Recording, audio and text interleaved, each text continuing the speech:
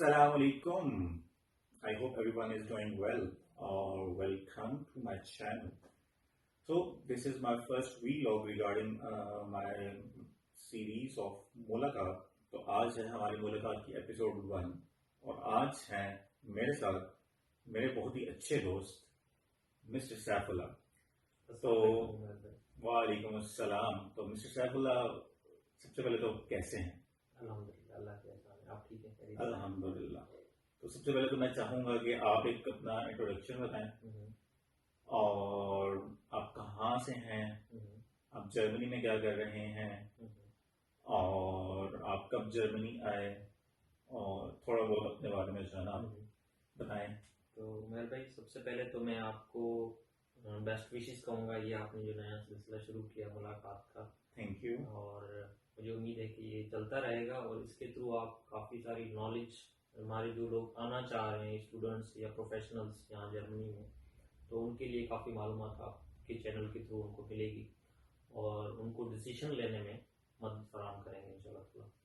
तो अब आते हैं मेरे ताल्लुक़ की तरफ. तो मेरा ताल्लुक़ सिंध के ज़िला सांगड़ से है और मैं यहाँ मास्टर्स करने 2020 जुलाई में आया था Frankfurt university of applied sciences से, और मैं आजकल मास्टर्स ही कर रहा हूँ और साथ साथ मैं एक आईटी फील्ड में काम भी कर रहा हूँ एज ए वर्किंग स्टूडेंट, और मेरी मास्टर्स इस वक्त आखिरी मरहल में ही है तकरीबन.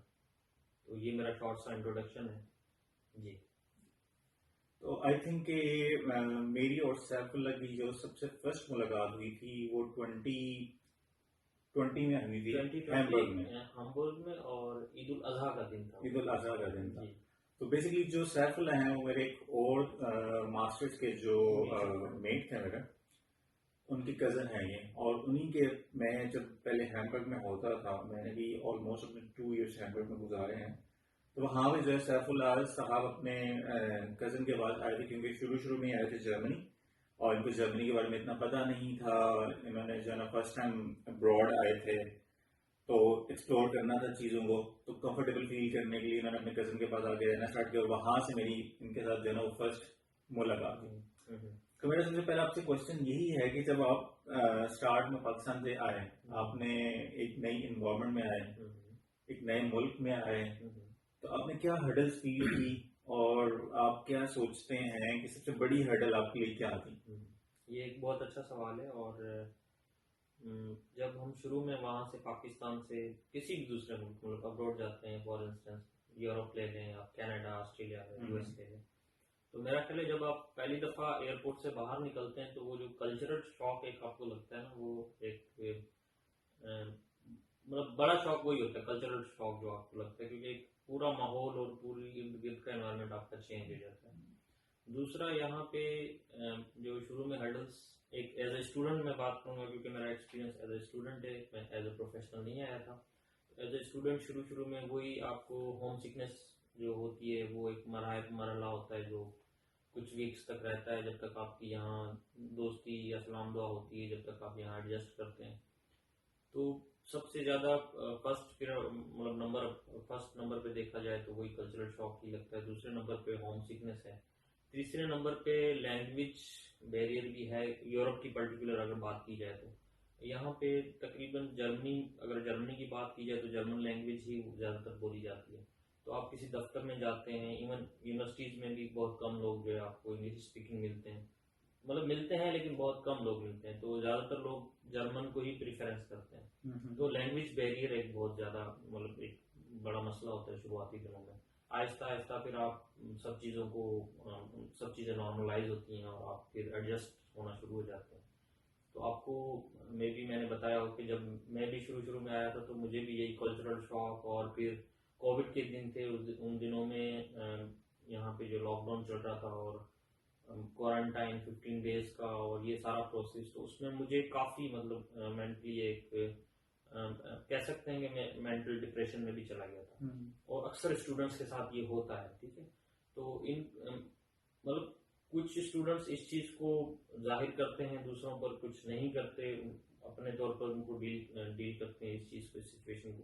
लेकिन इवेंचुअली हर स्टूडेंट इस फेज से गुजरता है, मतलब मेंटल डिप्रेशन से गुजरता है. तो उन दिनों में फिर मैंने ये सोचा कि जब मेरे कज़न hamburg में रहते हैं तो उनके पास में चला जाऊंगा तो कुछ दिन उनके साथ रहकर, और मुझे वो बताएंगे इन्वायरमेंट के यहाँ कैसे मतलब डील करना है लोगों के साथ, और जो भी ऑफिशियल्स मसले हैं उनके बारे में। तो वहीं हमारी मुलाकात भी हुई थी hamburg में। तो यही 3-4 चीज़ें हैं जो स्टूडेंट को सोच के आनी चाहिए। पहली बात तो मैं ये कहूँगा कि अगर यूरोप का या जर्मनी का किसी ने प्लान बना लिया है, मतलब एक तो होता है ना कि अब्रॉड जाना है, कोई यूएस में अप्लाई कर रहा है, कनाडा में अप्लाई कर रहा है, यूरोप में अप्लाई कर रहा है, कि जहाँ एडमिशन मिलेगा वहाँ चले जाएंगे। लेकिन अगर आपने पर्टिकुलरली आपने एक जहन बना लिया है कि भाई मुझे जर्मनी जाना है या यूरोप का कोई इटली जाना है या ऑस्ट्रिया जाना है, तो आप उस पर्टिकुलर मुल्क की लैंग्वेज थोड़ी बहुत अपने मुल्क से कर आए, क्योंकि यूरोप में जो भी ममालिक हैं वो तकरीबन अपनी ही लैंग्वेज यहाँ पे चलती है, उनकी अपनी ज़बान है। तो थोड़ी बहुत ज़रूर वहाँ से सीख कर आए, वो आपको यहाँ जैसे ही आप एयरपोर्ट से बाहर निकलेंगे तो काफ़ी मदद मिलेगी जब आपको यहाँ की लोकल लैंग्वेज आती है। जी। तो अब आपने बताया कि चले जब आप नए मुल्क में आए, आपके कल्चरल शॉक लगा, आपको एक लैंग्वेज बैरियर का फेस करना पड़ा, और आपके लिए पॉजिटिव पॉइंट ये था कि आपके कजन जो है वो हैम्बर्ग में रहते थे। जी। लेकिन अब नेक्स्ट क्वेश्चन ये है कि एक बंदा जिसके कोई रिलेटिव्स नहीं है, जिसको ऑलरेडी कोई दोस्त जर्मनी में नहीं है, तो वो इन चीजों को टैकल कैसे करे? आइदर कोई कम्युनिटीज बनी हुई हैं जहां पे बंदा जाके हेल्प ले सके, कोई फेसबुक पेजेस या कोई और सोशल मीडिया पेजेस, या आप क्या सजेस्ट करेंगे जो बिल्कुल न्यू बंदा आ रहा है जिसको कुछ पता नहीं है कि वो किस तरह की इन्वॉल्वमेंट में जा रहा है, और यहाँ पे आके जो उसने इनिशियल स्टेप्स हैं वो किस तरह परफॉर्म करने हैं? किसी गवर्नमेंट ऑफिस में जाना है अपनी रजिस्ट्रेशन के लिए, यूनिवर्सिटी में जाना है रजिस्ट्रेशन के लिए, या और भी XYZ बैंक अकाउंट्स हैं, हेल्थ इंश्योरेंस है, तो वो अब बंदा क्या करे, वो किस तरह से हेल्प ले, या उसके पास क्या क्या जो ना ऑप्शंस अवेलेबल हैं? आप क्या देखते हैं इस नजर में? उमर भाई, आजकल तो जो स्टूडेंट आ रहे हैं वहाँ से, पहले तो पर्टिकुलर उनकी बात करते हैं, जो स्टूडेंट आ रहे हैं मैंने नोट किया है कि काफ़ी इन्फॉर्म्ड आ रहे हैं, वो खुद एजुकेटेड आ रहे हैं, मतलब वो पीछे से काफ़ी वर्कआउट करके फिर जर्मनी आ रहे हैं। फेसबुक, कोविड के बाद जो फेसबुक ग्रुप्स हैं या व्हाट्सएप ग्रुप्स हैं वो काफ़ी एक्टिव हो चुके हैं। इवन मेरी अभी रिसेंटली अक्टूबर 2022 में 2-3 स्टूडेंट्स आए, उनसे मुलाकात हुई, तो जो चीज़ें हमें मालूम नहीं थी उनको मालूम है, और ऑलरेडी वो उस पर वर्कआउट करके भी आ रहे हैं। मतलब फॉर इंस्टेंस कि हमें जर्मनी पहुंचने के बाद पहला स्टेप क्या लेना है, एक सिटी रजिस्ट्रेशन करवानी है। अगर आपके पास हाउस का जो मतलब रिहाइश का बंदोबस्त हो चुका है तो आपने सबसे पहले सिटी रजिस्ट्रेशन करवानी है सिटी काउंसिल में जाके, तो ये सब चीज़ें उनको पहले से पता है। लेकिन अगर जिनको नहीं मालूम, तो मैं रिकमेंड करूंगा कि जब आप जर्मनी आ रहे हैं तो उससे पहले किसी ना किसी से ज़रूर रब्ता करें।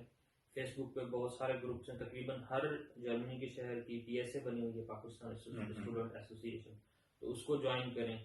और जर्मनी में पाकिस्तानी के और भी ग्रुप हैं, फेसबुक पे ग्रुप्स हैं, वो ज्वाइन करें।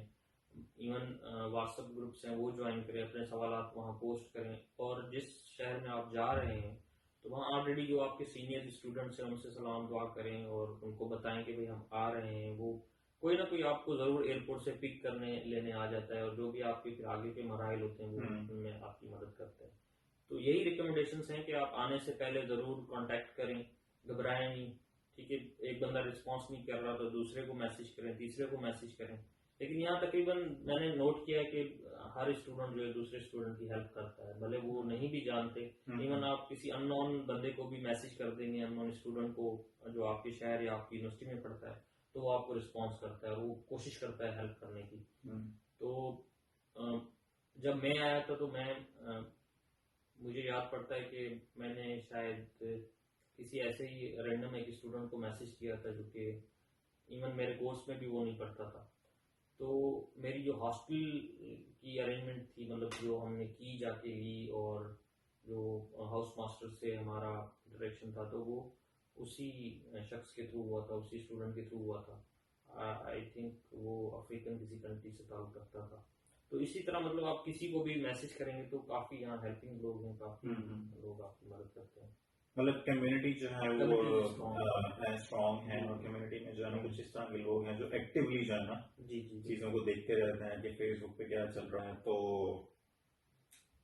कम्युनिटी मतलब जो है इतना बड़ा इशू नहीं है।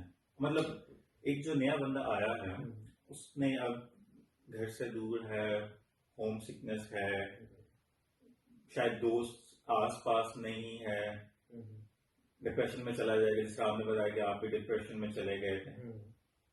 तो अब यहाँ पे जो है ना, फिर ऑब्वियसली नए दोस्त बनाना वो भी शायद एक डिफिकल्टी हो। आप देखते होंगे आपका बिहेवियर किससे मैच कर रहा है, आपकी जो थिंकिंग है, आप कैसे हैं। कुछ लोग होते हैं वो इंट्रोवर्ट टाइप होते हैं, कुछ वो लोग होते हैं ज्यादा कंजर्वेटिव होते हैं, कुछ लोग होते हैं वो ज्यादा ओपन होते हैं, सोशल होते हैं। तो दोस्त बनाने के लिए जो है ना, आप क्या समझते हैं कि किस तरह से जो है ना कम्युनिटी में इन्वॉल्व होने के लिए सिर्फ फेसबुक को इस्तेमाल किया जाए, व्हाट्सएप इस्तेमाल किया जाए, या कुछ और भी ऐसे तरीके हैं जिसमें हम जो है इंटरेक्ट करके अपनी कम्युनिटी के लोगों को ढूंढ सकते हैं या उनसे इंटरेक्ट कर सकते हैं। या इवन आपने इंटरनेशनल, आप यूरोप में आए हैं, जर्मनी में आए हैं, आप इधर इंटरनेशनल लोग हैं, इंटरनेशनल कम्युनिटी है, तो सिर्फ आपको अपनी कम्युनिटी का स्टिक रहना चाहिए या और भी कम्युनिटीज में आप ज्वाइन करके हेल्प ले सकते हैं, और इस तरह के मौके अवेलेबल हैं या नहीं है? शुरू में जब आप आते हैं यहाँ पे, तो शुरू में तो आप कोशिश करते हैं कि उसी बंदे से इंटरेक्शन होती है जिसको खास करके आपकी अपनी लैंग्वेज आती हो। मिसाल के तौर पर हम जब पाकिस्तानी से यहाँ लैंड करते हैं तो हम कोशिश करते हैं कि पाकिस्तानी को ढूंढा जाए और उनसे इंटरेक्शन बढ़ाया जाए। तो यही है कि आप जब यहाँ आए तो थोड़ा सा शुरुआती दिनों में एक्टिव हो जाएं। और कोविड के दिनों में तो ये था कि लॉकडाउन था और ऑनलाइन क्लासेस चल रही थी, तो आप एक रूम तक ही महदूद थे। लेकिन आजकल फिर से वो फिजिकल क्लासेस और फिजिकल अपीयरेंस का सिस्टम शुरू हो गया। तो आप यूनिवर्सिटी जाते हैं क्लास लेने के लिए, वहाँ आपकी मुख्तलिफ आपके जो हम जमात स्टूडेंट्स हैं उनसे मुलाकात होती है। उनसे सलाम दुआ करें, अलैक्स करें, उनसे इंट्रोडक्शन दें कि वो कहाँ से हैं, कौन से मुल्क से आए हैं, उनका क्या बैकग्राउंड है, और आप अपना इंट्रोडक्शन दें। इसी तरह मतलब जब आप इंटरेक्शन अपना बढ़ाएंगे तो आप मेंटली भी थोड़ा डिप्रेशन से भी निकलेंगे और आपका एक सोशल सर्कल भी बढ़ता जाएगा। इसके बाद अगर हम यहाँ आए हैं और हम इंटरनेशनल कम्युनिटी से इंटरेक्शन नहीं करते तो फिर मेरा ख्याल है कि हम वही एक महदूद तरीके से ही रहना सीख लेंगे और वही अपने एक कंफर्ट जोन में आ जाएंगे। तो इवेंट्स वगैरह होते हैं यूनिवर्सिटीज़ में, वो ज्वाइन करें ज़्यादा से ज़्यादा, और कोशिश करें कि आप अपनी जो सोशल सर्कल है उसको बढ़ाएं। उसको बढ़ाने से मुराद यही है कि आप दूसरे स्टूडेंट्स से भी इंटरेक्शन करें और उनसे भी बातचीत करें। मोस्टली स्टूडेंट आके यहाँ पे स्टूडेंट डॉम्स में रहते हैं और एक डॉम में मुख्तलिफ मुल्कों के लोग रह रहे होते हैं, तो उससे भी आपकी इंटरेक्शन बढ़ती है। खास करके जब आप कुकिंग कर रहे होते हैं, मोस्टली आपने भी देखा होगा कि यहाँ पे किचन शेयर्ड है डॉम्स में, तो वहाँ भी इंटरेक्शन हो जाता है मुख्तलिफ ममालिक के स्टूडेंट्स से। तो आहिस्ता आहिस्ता ये शुरुआती मराहल होते हैं, तो आहिस्ता आहिस्ता आपकी फिर दुआ सलाम बढ़ती जाती है। तो उस हिसाब से फिर एक बंदा जो है मेंटली भी सेटल हो जाता है और इमोशनली भी वो सेटल हो जाता है। उसका अपना फिर एक कंफर्ट जो सर्कल होता है वो बन जाता है कि वो फिर अपने मुल्क के कुछ लोगों के साथ ताल्लुक होता है, कुछ और ममालिक के दोस्त उसके बन जाते हैं। बिल्कुल। तो अब यहाँ पे नेक्स्ट क्वेश्चन आता है कि जो सबसे इम्पोर्टेंट क्वेश्चन है सर्वाइवल के लिए। अब एक शख्स पाकिस्तान से आया, उसका कोई रिलेटिव नहीं है, कोई दोस्त नहीं, और उस बेचारे को कुकिंग नहीं आती, तो वो अपने सर्वाइवल के लिए अब क्या करे? किस तरह का फूड अवेलेबल होता है यहाँ? क्योंकि अब हर तरह का फूड अब हलाल वाले ऑप्शन ज्यादा अवेलेबल नहीं है। ऐसा ही। तो आप इस वाले मौजू पे क्या गाइड करेंगे? एक नया स्टूडेंट अगर आया है तो सबसे पहले तो जो है ना उसके पास क्या ऑप्शन अवेलेबल है खाने के, और अगर उसने चेक करना है किसी चीज को हलाल है या हलाल नहीं है, तो आया इस तरह की कोई चीज या प्लेटफॉर्म या कोई ऑप्शन अवेलेबल है कि हम चेक कर सकें?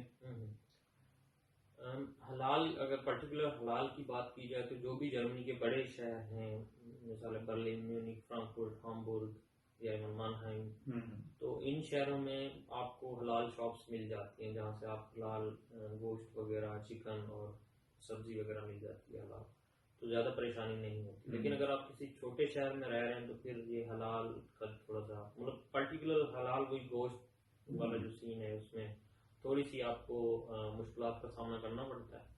तो इसकी एप्स भी हैं बहुत सारी जिसमें आप अगर आप किसी जर्मन स्टोर में जा रहे हैं और कोई आइटम आपने लिया है उसको चेक करना, तो उसको स्कैन करेंगे तो वो आपको ऐप बता देती है कि ये हलाल है या इसके इंग्रेडिएंट्स हलाल हैं या नहीं है, तो वो डिसीजन मेकिंग में आसानी होती है।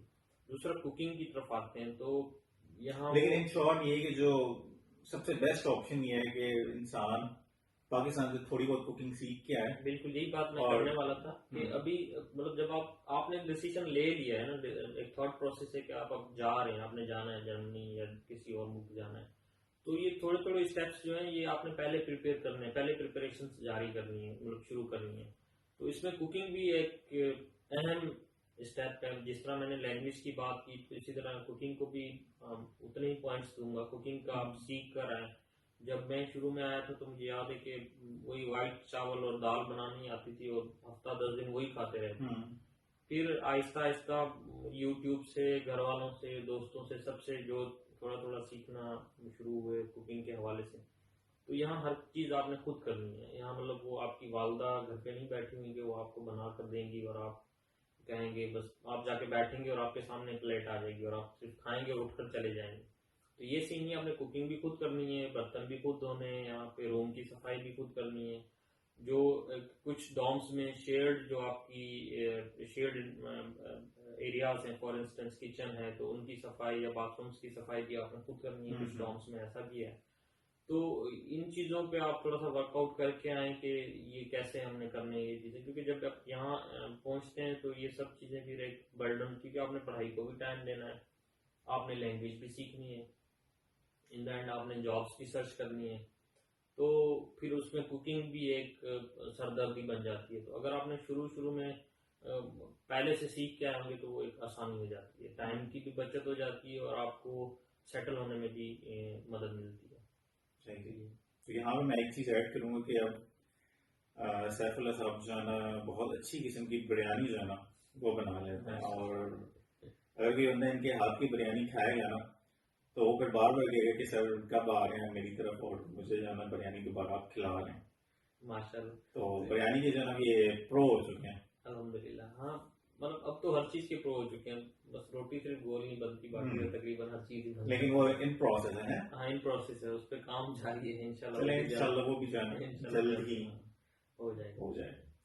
तो अब मैं नेक्स्ट आपसे ये पूछूंगा कि जब आपने ये सारा प्लान किया कि मैंने जर्मनी जाना है, उस टाइम का आपका माइंडसेट क्या था? और अब आप जबकि जर्मनी में ऑलमोस्ट 3 साल गुजार चुके हैं, तो आप क्या समझते हैं कि आपने किन चीजों में लैग किया? आइदर जो आप प्लान और माइंडसेट बना के आए थे आप उसी माइंडसेट से चल रहे हैं, या थोड़े बहुत अपने हर्डल्स फेस किए जिसकी आपको प्रॉपर गाइडेंस नहीं मिला है? तो कोई मिसिंग थी चीज जिन्होंने आपके जो गोल्स हैं वो आपको अचीव करने नहीं दिए, तो आपका क्या रिएक्शन है इसके? पर्टिकुलरली मैं आईटी की फील्ड से हूँ, तो मैं उस हिसाब से भी थोड़ा सा आपको गाइड करूँगा, और बाकी फील्ड्स से भी, मतलब बाकी जो फील्ड्स हैं जिंदगी की। तो सबसे पहले तो मतलब आप ये बताएं कि आपने यही सोचा हुआ था कि बस जाऊंगा 2 साल में मास्टर्स करूंगा और बस फिर डिग्री हाथ में होगी और अगले दिन ही जॉब और बस सारा कुछ सेटल है, या आपके माइंड में था नहीं उधर जाके भी जो है ना बस मेहनत करनी पड़ेगी और जो है ना वो रगड़ा मिलेगा और फिर जो है ना 3-4 साल की मेहनत के बाद ही कुछ हाथ आएगा? क्या था आपको? ऐसा है कि आप जब एक नए मुल्क में जाते हैं या नई जगह पे जाते हैं तो आपको हर चीज जीरो से ही, मतलब तकरीबन जीरो से ही शुरू करनी पड़ती है। आपको वहाँ मेंटली सेटल होना पड़ता है, आपको चीजें सीखनी पड़ती हैं, उनका रहन सहन, और अगर आप जॉब्स ढूंढ रहे हैं तो वहाँ की फीम्स या ऑर्गेनाइजेशन किस तरह काम करनी है, वहाँ अप्लाई कैसे करना है, जॉब्स की सर्च कैसे करनी है, तो ये सारी चीजें, ये मतलब वो मराहल हैं जो आपको फेस करनी करने। तो अब जिस तरह हम आप लोगों को गाइड कर रहे हैं कि भाई आप लैंग्वेज सीख कर आए थोड़ी बहुत, और कुकिंग सीख कर आए, थोड़ा बहुत वर्क करके आए कि जिस शहर में हम जा रहे हैं वहाँ जॉब्स की अवेलेबिलिटी क्या है। तो इसी तरह हमें भी गाइड किया गया था, लेकिन उन दिनों में कोविड चल रहा था तो हमने थोड़ी सुस्ती का मुजाहरा भी किया। तो जिस तरह फॉर इंस्टेंस मैं आया था तो मुझे लैंग्वेज बिल्कुल नहीं आती थी, तो आइंस मतलब जो लेवल 1 है वो हमने यूनिवर्सिटी से किया लैंग्वेज का। और पर्टिकुलरली आईटी की फील्ड में या सॉफ्टवेयर इंजीनियरिंग की फील्ड में आपको लैंग्वेज इतना बड़ा बैरियर आजकल होता जा रहा है, बनता जा रहा है ये भी, लेकिन इतना नहीं है। फिर भी आपको कहीं ना कहीं जॉब आप लैंड कर जाते हैं अगर आपके पास स्किल्स भी हैं। तो पर्टिकुलरली अगर आप आईटी की फील्ड से हैं तो जो भी स्टूडेंट आ रहे हैं वो थोड़ा सा जरूर अपने स्किल्स को भी पॉलिश करके आए, स्किल्स पे भी काम करके आए, ताकि यहाँ आने के बाद आपको और जॉब की तरफ ना जाना पड़े। और जॉब से मुराद है कि आप आते हैं तो किसी रेस्टोरेंट में काम करते हैं, किसी वेयर हाउस में काम करते हैं, किसी डिलीवरी सर्विसेज में अपनी जॉब काम करते हैं, या फिर आपको यूनिवर्सिटी में मिनी जॉब मिल जाती है, वो भी एक अच्छा ऑप्शन है। तो ये चीजें हैं कि मतलब आप अपने स्किल्स पे भी थोड़ा सा काम करके आए। और अगर आप आईटी से नहीं हैं, आईटी से हट करें, फिर तो लैंग्वेज बहुत जरूरी है। फिर तो मैं कहता हूँ कि आप मतलब 2 लेवल जो लैंग्वेज के हैं वहां से ही आप करके आए, पाकिस्तान से ही। मतलब थोड़ा बहुत आपको लैंग्वेज का जरूर आना चाहिए, और स्किल्स भी जरूरी है, वो भी जरूरी है। तो ये चीजें हैं जिन पे जो आपको एक मेन हर्डल या एक अपोजिशन फोर्स मिलती है आगे बढ़ने के लिए। और रही बात स्टडीज की, तो मतलब आपको यहाँ सर्वाइवल लिविंग एक्सपेंसेस के लिए जॉब्स करनी पड़ती हैं, उसके साथ साथ स्टडी को भी आप वर्क लाइफ बैलेंस जो है वो आपको रखना पड़ता है। अगर आपने अपनी एजुकेशन एक फिक्स गोल रखा हुआ है कि भाई मुझे इतने साल में मास्टर्स करनी है, तो आपने ज़रूर फिर उस हिसाब से चलना है। अगर पर्टिकुलरली मैं अपना केस देखूं, या कोविड के दिनों में जो स्टूडेंट आए तो उनको जॉब्स का काफ़ी इशू हुआ था तब यहाँ पे जॉब्स, क्योंकि और जॉब्स भी अवेलेबल नहीं थी उन दिनों में। तो ये चीज़ें हैं, इन पे आपने काम करना है ज़रूर, ताकि आने वाला वक्त आपके लिए थोड़ा सा रहम दिल हो या नरम हो, ये चीज़ें। लेकिन जो है फिर मेरा पॉइंट ये है कि आप जो सोच के आए थे, आपके मुताबिक चीजें आपको मिलती जा रही हैं या नहीं? कुछ जरूर, जिस तरह मैंने आपसे कहा कि हम कोविड के दिनों में आए थे, तो उन दिनों में जॉब्स की अवेलेबिलिटी भी कम थी, और पर्टिकुलर वहाँ से भी मेरा जॉब एक्सपीरियंस कम था पाकिस्तान से, तो इसलिए उन चीज़ों के इम्पैक्ट थे ज़रूर, अभी तक हैं वो इम्पैक्ट, और आहिस्ता आहिस्ता उन पे मैं जो वर्कआउट भी कर रहा हूँ और करने की कोशिश कर रहा हूँ। तो 100% चीज़ें वैसी नहीं होती जैसी आप सोच के आते हैं, लेकिन कुछ ऐसे पर्टिकुलर केसेस होते हैं जिनको 100% वैसी चीज़ें मिल भी जाती हैं, 100 ना कहें तो 90% तो मिल ही जाती हैं। फॉर इंस्टेंस वो यहाँ लैंड करते हैं तो उनको पहले महीने में जॉब मिल जाती है, और उसका रीज़न ये है कि वो आने से पहले ही अप्लाई करना शुरू करते हैं। मतलब उनको भी गाइडेंस उन्होंने ली होती है, रहनुमाई ली होती है सीनियर स्टूडेंट से, तो आने से पहले ही वो जॉब्स के लिए अप्लाई कर रहे होते हैं। तो जैसे ही यहाँ लैंड करते हैं तो वो जॉब्स के इंटरव्यू प्रोसेस से गुजरते हैं और उनको जॉब वर्किंग स्टूडेंट मिल जाती है। आजकल तो फुल टाइम भी मतलब लोग स्टूडेंट वीज़ा पे आ रहे हैं, और फुल टाइम्स भी उनको जॉब ऑफर हो रही है, और वो फुल टाइम जॉब ले रहे हैं और अपने स्टूडेंट वीज़ा को कन्वर्ट करवा रहे हैं वर्क वीज़ा में। तो ये चीज़ें हैं। तो अब यहाँ पे बात चली है जॉब की जी, तो सबसे पहले तो ये बताएं कि जॉब अप्लाई कैसे करनी है।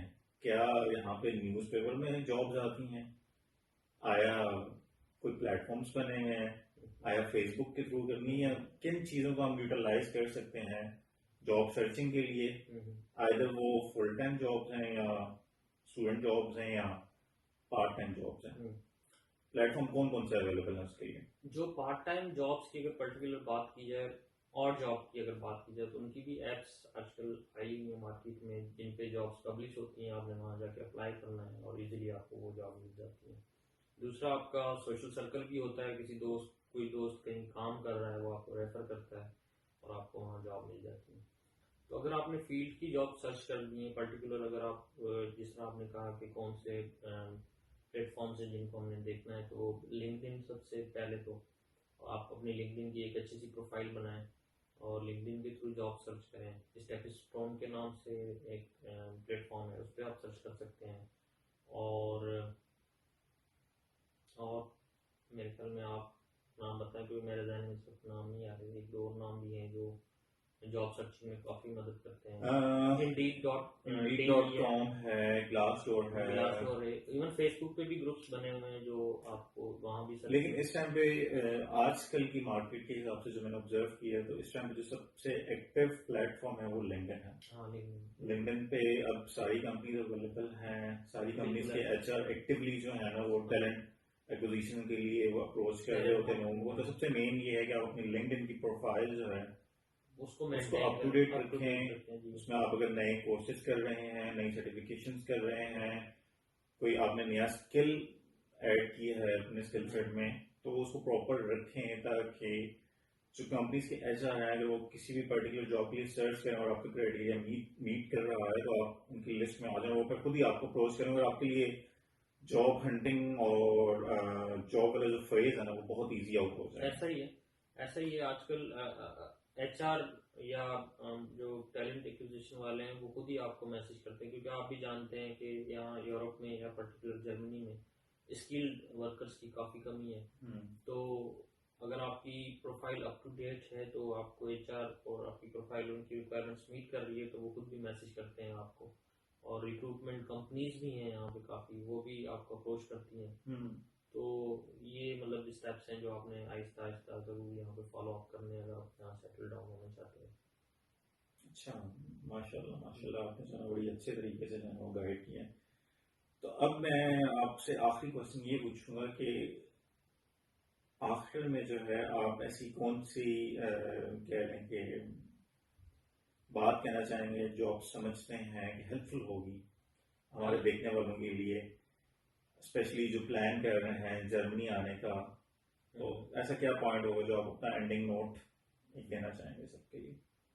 मेरा ख्याल है कि ये जो आज का हमारा जो गुफ्तगू रही है मुलाकात की पहली एपिसोड की, इसमें हमने सारे वो बेसिक पॉइंट्स डिस्कस किए हैं और अगर इनको कंक्लूड किया जाए और नटशेल में बयान किया जाए तो यही 3-4 चीज़ें जिनका आपने ख्याल रखना है कि एक तो लैंग्वेज पे थोड़ा सा काम करके आए, स्किल्स पे काम करके आए, और जिस शहर में आप जा रहे हैं वहाँ आप जहाँ मतलब वहाँ की पीएसए वगैरह है उनको आप उनसे राब्ते में रहें ताकि वो आपको सेटल डाउन होने में हेल्प कर सकें। और कुकिंग सीख के आए, ये बहुत ज़रूरी है, कुकिंग ज़रूर सीख के आए, क्योंकि जब यहाँ आते हैं तो डाइट का बड़ा इशू होता है शुरुआती दिनों में। तो ये 3-4 चीज़ें हैं जो आपको ध्यान में रख के यहाँ होनी है, मतलब ध्यान में रख के आना चाहिए। और दूसरा कल्चरल शॉक की मैंने बात की थी, इवेंचुअली वो मेरा ख्याल है आहिस्ता आहिस्ता ही बंदा सेट हो जाता है, उसका इतना बड़ा इशू नहीं है। चलें, थैंक यू सैफुल्लाह भाई, आपने इतना टाइम दिया अपना, थैंक यू। और जो है ना हमने ये वीडियो रिकॉर्ड की, तो आई होप कि जो देखने वाले हैं वो इस वीडियो को एंजॉय करेंगे, जो उनके पॉइंट्स होंगे, जो क्वेश्चंस होंगे वो कमेंट में पूछेंगे हमसे और हम इंशाल्लाह जो है ना हर क्वेश्चन का जवाब भी देंगे। और अगर आप कुछ ऐसी मालूमात है जो हम कवर नहीं कर पाए वो आप ओपनली अपने कमेंट्स में पूछें, हम आने वाली नेक्स्ट मुलाकात की एपिसोड में उनको भी कवर करेंगे। So thanks for watching this video. I hope you like it and you subscribe to my channel. So with this ending thoughts, I will say Allah Hafiz. Allah Hafiz.